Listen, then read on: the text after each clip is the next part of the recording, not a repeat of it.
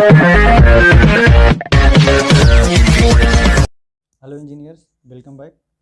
तो आज हम लोग जो IAS 456 जो वीडियो सीरीज़ है उसका सेकंड पार्ट के साथ आज हम लोग आगे बढ़ेंगे।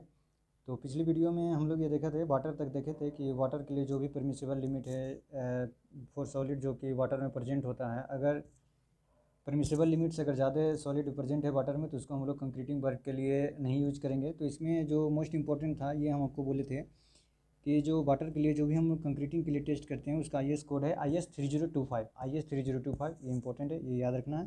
फिर उसमें ऑर्गेनिक सॉलिड के लिए ध्यान रखना है कि इसका परमिसिबल लिमिट 200 मिलीग्राम पर लीटर या ppm, 200 मिलीग्राम 200 ppm। फिर इसके लिए एक देखे थे, बोले थे सल्फेट SO3 सल्फेट के लिए ये गेट का पूछा हुआ क्वेश्चन है, 400 मिलीग्राम पर लीटर, ये 400 ppm होना चाहिए, इससे मैक्सिमम नहीं होना है। अगर मैक्सिमम होगा तो उस वाटर को हम लोग कंक्रीटिंग वर्क के लिए यूज नहीं लेंगे। एक आ गया क्लोराइड। क्लोराइड तो मोस्ट इंपॉर्टेंट है ना। क्लोराइड ये मोस्ट इंपॉर्टेंट है। क्लोराइड क्यों है? क्योंकि ये अगर इसमें आप PCC के लिए अगर हम यूज कर रहे हैं, अगर कोई वाटर PCC के लिए यूज कर रहे हैं तो 2000 ppm तक हम परमिसिबल लिमिट ऑफ सॉलिड को यूज कर सकते हैं, है ना। लेकिन वही अगर हम RCC वर्क के लिए यूज कर रहे हैं तो 500 मिलीग्राम पर लीटर क्लोराइड को ज़्यादा से ज़्यादा हम लोग नहीं यूज कर सकते हैं। एक सस्पेंडेड मैटर, ये भी ध्यान रखना, ये भी 2000 मिलीग्राम पर लीटर, ये भी गेट में बहुत बार पूछा गया, प्रीवियस ईयर क्वेश्चन देख सकते हैं, है ना। तो वाटर के लिए ये ध्यान देना था, मोस्ट इंपॉर्टेंट है। इसका कोड 3025, 30 सब के लिए 3025 है, ये मोस्ट इंपॉर्टेंट है, ये आपको ध्यान में रखना है। चलिए आज आगे बढ़ते हैं। तो वाटर के बाद ये आता है एडमिक्सचर।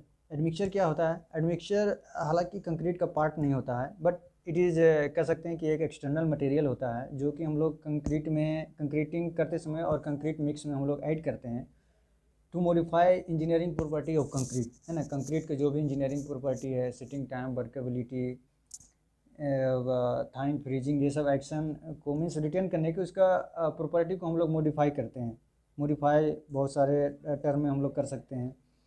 तो इसी पर कुछ ये होता है एडमिक्सचर। एडमिक्सचर में एक तो ये इसमें ध्यान देने वाला बात है कि इसका IS 9103 के द्वारा एडमिक्सचर के हम कोई भी स्पेसिफिकेशन को हम लोग ये इसमें डीलिंग करेंगे। तो आइए एक देखते हैं एडमिक्सचर के बारे में थोड़ा सा। हालांकि इसमें तो IS कोड में एडमिक्सचर के बारे में कुछ बताया नहीं गया है खास, तो इसमें हम लोग एडमिक्सचर के बारे में थोड़ा सा जान लेते हैं, है ना। तो एडमिक्सचर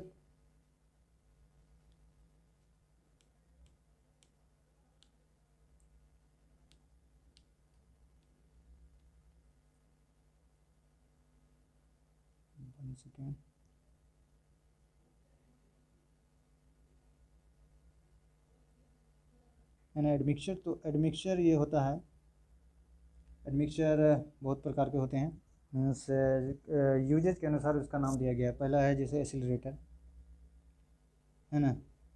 एसिलेटर है तो एसिलेटर का मेन काम है, एक काम ये है, एसिलेटर को हम लोग तब यूज करते हैं नॉर्मली, इसको हम लोग जब कंक्रीटिंग वर्क को कोल्डर एरिया में कर रहे होते हैं, है ना, उसमें हम लोग एसिलेटर का यूज करते हैं। एसिलेटर का ये काम है कि इसको जो सिटिंग टाइम होता है उसको कम कर देता है ना। सिटिंग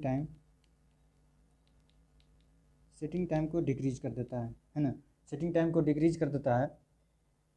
तो सिटिंग टाइम को डिक्रीज कर देता है, इसका ये मतलब हुआ कि कोल्डर एरिया में जो हम लोग सब जानते हैं कि हीट ऑफ हाइड्रेशन जो प्रोसेस होता है कंक्रीटिंग में, उसी के द्वारा वो अपना स्ट्रेंथ गेन करता है। तो अगर कोल्डर एरिया में उस favourable temperature heat of hydration होने के लिए नहीं मिलता है, तो इसीलिए ये अगर एसिलेटर अगर हम यूज करते हैं तो सिटिंग टाइम को कम कर देता है। क्योंकि अगर हम नहीं डालेंगे तो ये क्या होता है, इसका सेटिंग टाइम कोल्डर एरिया में मीन्स लॉन्गर ड्यूरेशन के लिए हो जाता है।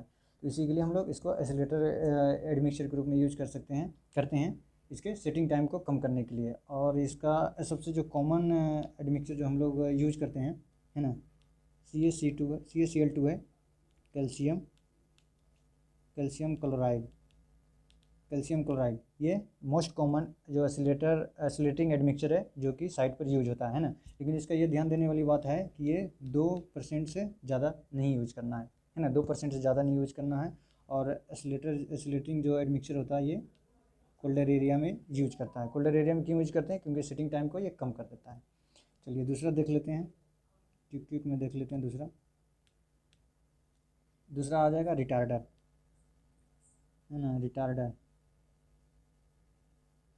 रिटार्डर जो कि ये क्या होता है, एसिलरेटर का उल्टा होता है ना। तो इसको हम लोग रिटार्डर को हॉट वेदर में यूज करते हैं। हॉट वेदर में यूज करते हैं।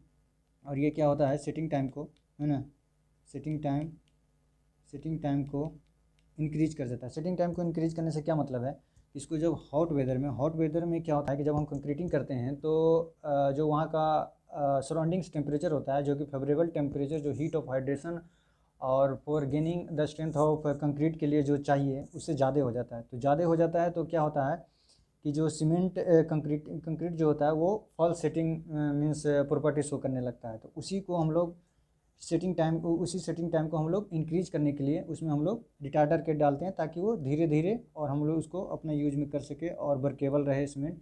इसलिए हम लोग इसको रिटार्डर एडमिक्सचर डालते हैं, है ना, हॉट वेदर में डालते हैं, सेटिंग टाइम को इंक्रीज करता है। कुछ कॉमन रिटार्डर है, जैसे कैल्शियम सल्फेट है, CaSO4 है ना, जिप्सम है, CaSO4 इंटू 2H2O, है ना, जिप्सम, इसको जिप्सम भी कहते हैं। स्टार्च है ना, शुगर है ना। तो इसको थोड़ा सा ये ध्यान देते हैं कि ये मोस्ट कॉमन जो होता है ना, मोस्ट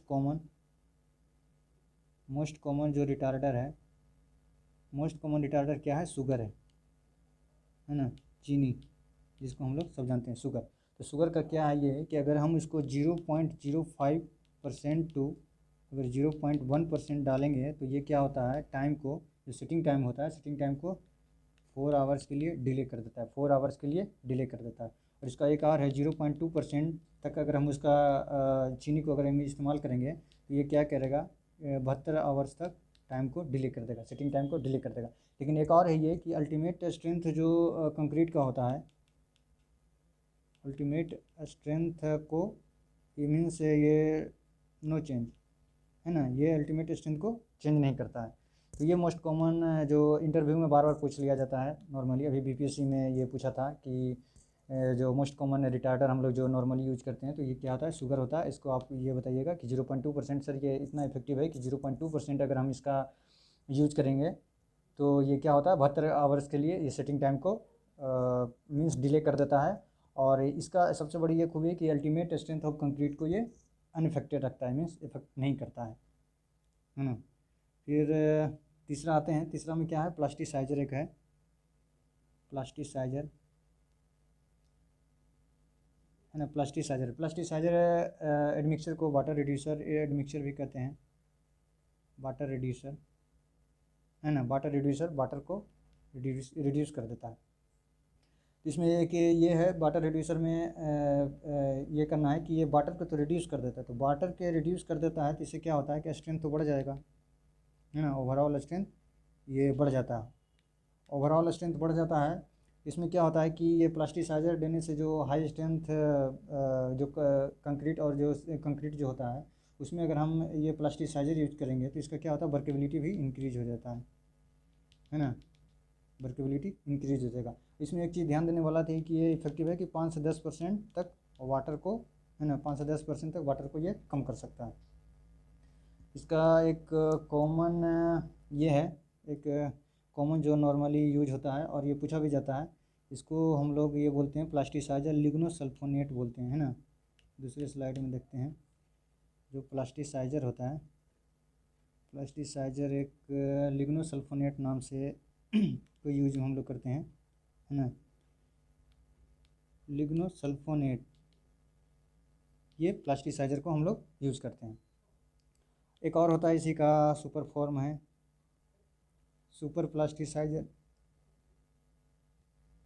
है ना। तो सुपर प्लास्टिसाइजर क्या होता है, एडवांस फॉर्म ऑफ प्लास्टिसाइजर है ये कि सॉरी, ये 15 से 30% तक, है ना, वाटर को कम कर सकता है। वो क्या था, प्लास्टिसाइजर था, 5 से 15% तक वाटर को कम करता था, और ये क्या है, सुपर प्लास्टिसाइजर है। इसी का एक मीन्स एडवांस वर्जन कर सकते हैं, ये 15 से 30% तक वाटर को ये कम करता है। इसका एक देख लेते हैं सुपर प्लास्टिसाइजर का। सुपर प्लास्टिसाइजर के रूप में हम लोग एक जो मोस्ट कॉमन यूज करते हैं, मॉडिफाई लिग्नोसल्फोनेट होता है ना, मॉडिफाई लिग्नोसल्फोनेट, मॉडिफाई लिग्नोसल्फोनेट, इसको हम लोग MLS भी कहते हैं, ये मोस्ट कॉमनली यूज होता है। एक और हम लोग ये देखेंगे, एक एयर इंट्रेनिंग एजेंट होता है, ये भी एक एडमिक्सचर होता है है ना। एयर इन ट्रेनिंग एजेंट होता है। ये क्या होता है? एयर इन ट्रेनिंग जो ये होता है कि जो भी कंक्रीट या पार्टिकल होता है इसमें ये मेनली क्या होता है, ये कोल्डर एरिया के लिए, है ना, कोल्डर एरियाज़ में इसका हम लोग इस्तेमाल करते हैं। कोल्डर एरियाज़ के लिए ये सूटेबल होता है। इसमें ये क्या होता है कि जो कंक्रीट होता है तो उसका जो पार्टिकल के अंदर एयर को हम लोग इंट्रोड्यूस करवा देते हैं। और एयर जो होता है, एयर का पार्टिकल स्फेरिकल पार्टिकल्स होता है ना। तो ये उसका पहले तो वर्केबिलिटी को बढ़ा देता है ना, वर्केबिलिटी को ये इंक्रीज कर देता है। और एक जो मोस्ट इम्पॉर्टेंट है, लेकिन ध्यान देने ये है कि ये फ्रीजिंग एंड थाइंग, है ना, फ्रीजिंग एंड थाइंग जो एक्शन होता है, थाइंग एक्शन होता है, उसको कम करता है। फ्रीजिंग क्या होता है? जमना, हिंदी में इसको जमना, बर्फ़ का जमना। थाइंग क्या होता है? पिघलना, है ना। तो जब वाटर कोल्डर एरिया में अगर कहीं क्या कंक्रीटिंग अगर कोई स्ट्रक्चर में क्रैक आ गया, उसमें अगर वाटर चला गया तो वहाँ का टेम्परेचर कम होता है। इसके कारण अगर वो आइस के फॉर्म में अगर वहाँ पर चला गया तो आइस का वॉल्यूम वाटर के नॉर्मल वाटर के वॉल्यूम से ज़्यादा होता है। तो वो क्या होगा, वो एक्सपेंड करने लगता है। तो इसमें उसमें क्रैक और आ जाने की संभावना होता है। तो इसलिए ये air entraining admixture freezing and thawing ये दोनों को रिड्यूस करता है और इससे बचाता है। और एक इसका ये बचाता है मीन्स का इसका जो एक्शन है, वर्किंग एक्शन, ये क्या करता है कि जो internal friction of aggregate particles of the concrete इसको कम कर देता है ना। इससे वर्केबिलिटी बढ़ जाता है। लेकिन इसका ये ध्यान देना है कि जो स्ट्रेंथ होता है, ओवरऑल स्ट्रेंथ को ये घटा देता है, एयर इन ट्रेनिंग एडमिक्सचर। तो ये था एडमिक्सचर के बारे में, है ना। अब हम लोग ये आगे देखते हैं। आगे ये था ये एडमिक्सचर के बारे में, तो यही था यहाँ पे। आगे हम लोग देखते हैं, आगे है रीइंफोर्समेंट, है ना, रीइंफोर्समेंट। तो रीइंफोर्समेंट के बारे में ये ध्यान देना है कि माइल्ड स्टील के लिए IS 432 होगा। IS माइल्ड स्टील के लिए, FE 200 के लिए, FE 250 के लिए, सॉरी FE 250 के लिए माइल्ड स्टील IS 432 होगा। और HYSD के लिए, high strength deform steel bar के लिए IS 1786 होगा। ये SSC का फेवरेट क्वेश्चन है, ये आपको ध्यान में रखना है। दो माइल्ड स्टील के लिए IS कोड है IS 432 और HYSD स्टील के लिए है IS 1786। और हार्ड ड्रान स्टील बार के लिए ये है, hard drawn steel bar means ये होता है जो प्रीकास्ट हम लोग जो मेंबर बनाते हैं, प्रीकास्ट मेंबर, जैसे कि स्लीपर, रेलवे में स्लीपर जो बन रहा है, इसके लिए हार्ड ड्रान स्टील बार के हम लोग इस्तेमाल करते हैं। तो इसके लिए 1566, इसके लिए क्या है IS 1566। और एक अगला है स्ट्रक्चरल स्टील। स्ट्रक्चरल स्टील वो स्टील होता है जिससे हम लोग स्टील के बड़े बड़े स्ट्रक्चर बनाते हैं, जैसे कि प्लेट ग्रेडर हो गया, स्टील ग्रेडर हो गया, चाहे थ्रू ट्रस हो गया, जो रेलवे में जो ट्रस आप लोग देखते हैं, है ना, ब्रिज ट्रस जो देखते हैं, उसमें ये स्ट्रक्चरल स्टील का स्पेसिफिकेशन IS 2062 में ये दिया गया है। इसका आगे देखते हैं कि एक ये है ना, इसमें ये एक इम्पोर्टेंट ये है कि जो modulus of elasticity of steel होता है वो 200 kg पर mm²। इसमें ये इसका हम मॉडुलस ऑफ इलास्टिसिटी के बारे में आपको थोड़ा सा हम ये बताते हैं। ऐसे एक मिनट, यहाँ पर आपको यहाँ जाना पड़ेगा, है ना। मॉडुलस ऑफ इलास्टिसिटी क्या होता है, ये होता है, सॉरी, तो ये आते हैं आप लोग जब स्ट्रेस स्ट्रेन कर्व पढ़े होंगे, है ना। तो मॉडुलस ऑफ इलास्टिसिटी क्या होता है, स्ट्रेस बटे स्ट्रेन होता है। तो इसमें हम लोग ध्यान देंगे ये कि जो क्या था, modulus of stress strain curve में पढ़े होंगे। तो इसमें एक तो लाइक जैसे ये हम बना ही लेते हैं, यहाँ लीनियर ये रहता है, 1 सेकेंड, लीनियर, है ना। तो ये लीनियर ये जाएगा, है ना। तो मॉडुलस ऑफ इलास्टिसिटी क्या होता है, ये इधर स्ट्रेस का बनाते हैं, ये स्ट्रेन का बनाते हैं, है ना। तो इसका जो स्लोप होता है यही मॉडुलस ऑफ इलास्टिसिटी होता है। तो मॉडुलस ऑफ इलास्टिसिटी का हम लोग ये ध्यान, पहला तो इसका क्या होता है, slope of stress strain diagram, इसको हम लोग मॉडुलस ऑफ इलास्टिसिटी कहते हैं। दूसरा ये क्या होता है, it is A ratio of stress बटे स्ट्रेन, इसको हम लोग बोलेंगे। फिर एक इसका अगर फिजिकल कोई क्वांटिटी पूछे, मीन्स फिजिकल इसका क्या डेफिनेशन है, तो हम वो बोलेंगे कि it is a quantity which measures the object's resistant to deform under elastically. Means इसको आपको हम ये आगे बताते हैं, जैसे कि जो मॉडुलस ऑफ इलास्टिसिटी होता है, क्या स्ट्रेस बटे स्ट्रेन होता है। तो जो मॉडुलस ऑफ इलास्टिसिटी यहाँ देखना है कि जो स्ट्रेन है ये क्या है, स्ट्रेन है।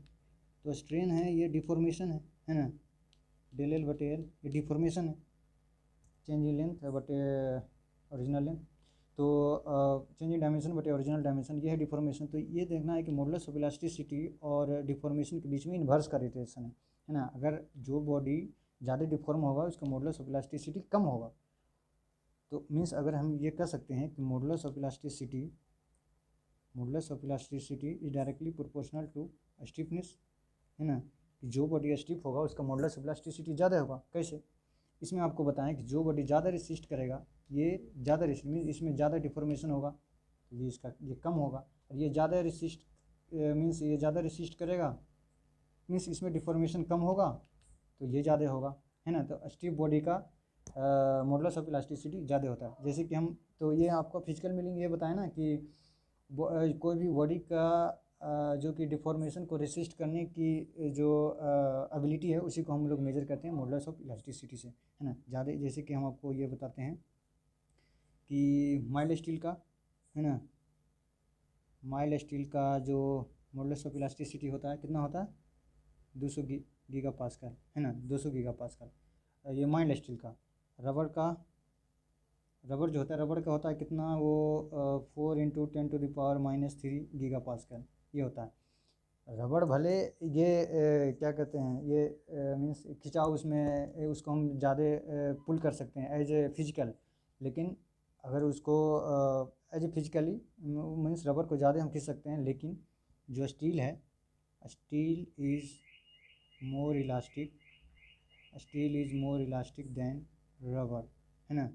और एलुमिनियम का मॉडुलस ऑफ इलास्टिसिटी, एलुमिनियम का जो modulus of elasticity 70 giga pascal होता है ना, 70 गीगा पास्कल। तो ये इसमें ध्यान देने वाली बात था, है ना। तो इसी का ये देखे थे, इसमें पीछे बैक आते हैं तो इसमें क्या है ये कि modulus of elasticity of steel send में टेकन है 200 किलो न्यूटन पर mm², है ना, 200 किलो न्यूटन पर mm²। ये जो ई है 200 किलो न्यूटन पर mm² है ना। किलो न्यूटन पर mm² को गीगा पास्कल कहते हैं, और एक पास्कल को न्यूटन पर mm² कहते हैं। तो 1 गीगा पास्कल बराबर कितना हो जाएगा 10⁻³ है ना, मेगा पास्कल। 1 मिनट, इसको मेगा पास्कल, है ना, मेगा पास्कल। और 1 मेगा पास्कल बराबर आपको बताएं ही 1 न्यूटन पर mm²। तो 1 गीगा पास्कल बराबर क्या हो जाएगा 10⁻³ मेगा पास्कल। तो इसको हम ये कर सकते हैं कि इसको 2 × 10⁵ mega pascal, mega pascal means Newton पर mm²। तो ये यही है। एक अगला जो मोस्ट इंपॉर्टेंट है ये आपको देखते हैं, the characteristics yield strength of different steel shall be assumed as minimum yield stress 0.2% proof stress specified in the relevant Indian standard. ये आपको मोस्ट इंपॉर्टेंट समझना है। तो चलिए ये आपको हम बताते हैं। इसमें ये आपको ये ध्यान देना है कि जो इसका ग्राफ हम लोग यहाँ बना लेते हैं, है ना। इधर स्ट्रेस है, इधर स्ट्रेन है ना। ये लीनियर है, ये जा रहा है, ये लीनियर है, ये है ना। तो ये क्या है, माइल्ड स्टील है, सिग्मा भाई 250 415 500, है ना। ये क्या है HYSD, सॉरी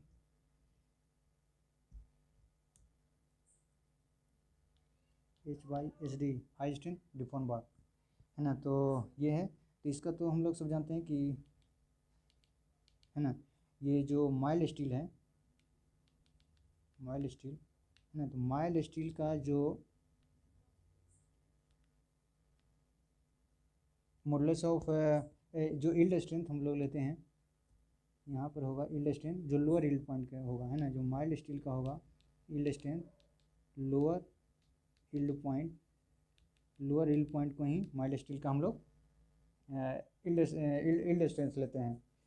तो यील्ड स्ट्रेंथ जो लेते हैं माइल्ड स्टील का जो लोअर यील्ड पॉइंट लेते हैं। लेकिन इसमें क्या होता है कि माइल्ड स्टील में ये क्लियरली विजिबल होता है ना, इसलिए ये लेते हैं। लेकिन अगर HYSD बार इसमें जो क्लियरली विजुअल नहीं होता है कि कौन सा पॉइंट लोअर यील्ड पॉइंट है, कौन सा अपर यील्ड पॉइंट है, तो इसमें ये क्या जो IS कोड कहता है कि इसमें जो स्ट्रेन 0.2% स्ट्रेन के 0. सपोज यहाँ पर 0.2% स्ट्रेन है, इसके यहाँ इसके करस्पॉन्डिंग एक इसके मीन्स रेफरेंस में इसके पैरेलल एक पैरेलल लाइन, इसी के स्लोप में एक पैरेलल लाइन ये खींचते हैं, है ना, 0.2% स्ट्रेन पर, मीन्स 0.002 स्ट्रेन पर, है ना, इसके पैरेलल लाइन खींचती हैं। और ये जहाँ इसके ग्राफ को कट करता है, ये यही इसका यील्ड स्ट्रेंथ होता है ना। ये सिग्मा वाई यहाँ हो जाएगा, सिग्मा वाई 500 का, यहाँ हो जाएगा सिग्मा वाई 400 का, 415 का, सॉरी 415 FE 415 का। तो ये है ना, ये यही कह रहा है, 1 सेकेंड, यही कह रहा है the characteristic yield strength of different steel shall be assumed as minimum yield stress 0.2% proof stress. जो ये होता है जहाँ, एक मिनट, हाँ, जो 0.2% है ना, 0.2% जो स्ट्रेंथ था, इसके करस्पॉन्डिंग जो ये स्ट्रेस होगा, स्ट्रेस ये जो मिलेगा, है ना, ये स्ट्रेस मिलेगा, इसको हम लोग प्रूफ स्ट्रेस कहते हैं। और जो प्रूफ स्ट्रेस, उसी को हम लोग यील्ड स्ट्रेंथ कहते हैं। Yield strength of material means HYSD steel bar के लिए यूज करते हैं। ये इसको एक ऑफसेट मेथड कहते हैं। और एक चीज़ और ये ध्यान देना है थोड़ा, कि जो अभी फ़िलहाल तो साइट पर 415D है ना, FE 500D 550D 600D यहाँ पर ये है ना, ये रीइंफोर्समेंट यूज हो रहा है। तो रीइंफोर्समेंट यहाँ पर क्या कहता है, डक्टिलिटी डी, है ना, डक्टिलिटी को रिप्रेजेंट करता है। तो ये कब हुआ, ये एक तो IS 1786 2008, इसमें ये अब साइट पर ये मीन्स इसको क्या गया इंट्रोड्यूस किया गया, मीन्स इसी का यूज करते हैं। और ये डक्टाइल होता है, मीन्स बाहर से ये हार्ड होता है और अंदर से डक्टाइल होता है। तो ये एक तो जो अर्थक्यूब का आता है, अर्थक्यूब रेसिस्टेंट में ये बहुत यूज़फुल होता है, इसलिए हम लोग आजकल ये यूज करते हैं। डिफॉर्म बार इसको बोलते हैं, 500D 550D, चाहे डक्टिलिटी, यहाँ पर D डक्टिलिटी को रिप्रेजेंट करता है, ये आपको ध्यान में रखना है। तो यही था आज का। आगे का और ये क्या है, स्टोरेज ऑफ मटेरियल। तो स्टोरेज ऑफ मटेरियल के लिए ये है, हालांकि ये तो आज तक अभी तक पूछा नहीं है, लेकिन ध्यान में आप इसको रखिएगा, है ना, IS 4082। और अगला वीडियो हम लोग देखेंगे